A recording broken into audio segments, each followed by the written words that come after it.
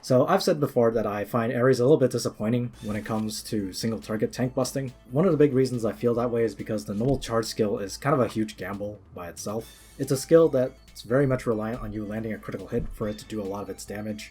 Ares can try to get some increased critical hit rate from his talent, but that's actually hard to get to a level that's respectable, because most of the time you're not going to be given the opening to run through a lot of enemies, which is how he builds his stacks to increase his critical hit rate.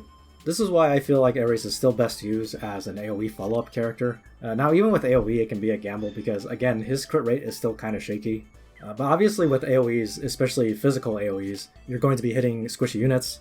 And in Ares' case, he can try to kill some mages or some healers. It really comes down to what kind of enchants you have on your Ares.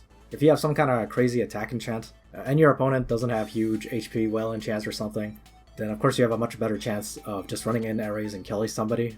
So in this game, my opponent first picks his Old Landius. You'll see this from time to time. Old Landius is not a bad first pick, especially if you're planning on going tankless like this guy is, because of course what it does is that it lets you zone out your opponent. They usually can't just rush you down with their high mobility characters, and against tank push teams, Old Landius can just try to push people around. You can try to push people out of guard, and that sort of solves your problem of having to face down a tank. In this case, it also helps him with his AoE attacks, because his whole team is pretty much AoEs here. So this guy actually has Egbert in his box, and he final picks Egbert, and he actually outpredicts my skill choice here, which is very smart on his part. So in this match, I brought Mass Protect on Liana and Chris, expecting an Acid Burns from Egbert. And I'm guessing this guy has either played against Chris before, or is just familiar with Chris's skill set, because he brings a non-Acid Burns AoE on his Egbert, which obviously is very useful for him because I'm basically wasting 2 skill slots on Liana and Chris.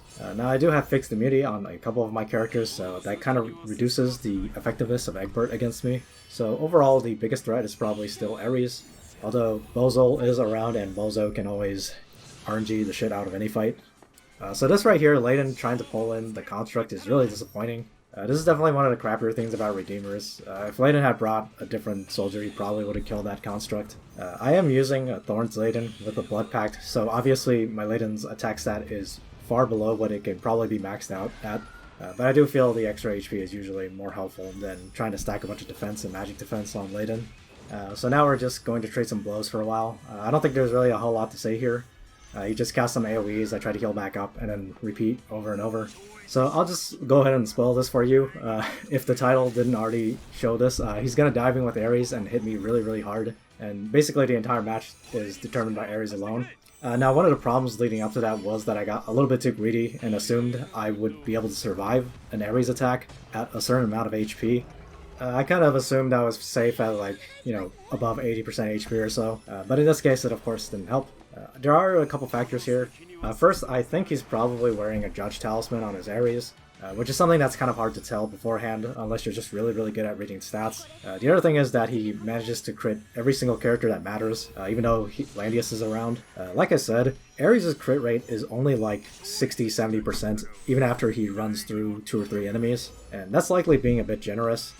Being reduced by the crit stone and Landius Aura, that can bring his crit rate down to something like 20-40%, which is a gamble, but I felt like taking it nonetheless. I do feel that without the crit, Liana would have survived at least, but it probably would have been better for me to just heal. Although if I had done that, he probably could have followed up next turn somehow. But I probably deserve this. I mean, the guy's named I Am Ares, and he has an Ares avatar, so I guess the joke's on me. But anyway, some people kind of crap on Ares sometimes, because he can be kind of inconsistent, but there are going to be games like this where he can just dive in and end the game very quickly. And at the moment, I don't think there's really any other character that possesses the sort of range and power that Ares does, especially with AoEs, because he does 2 AoEs in a row like this.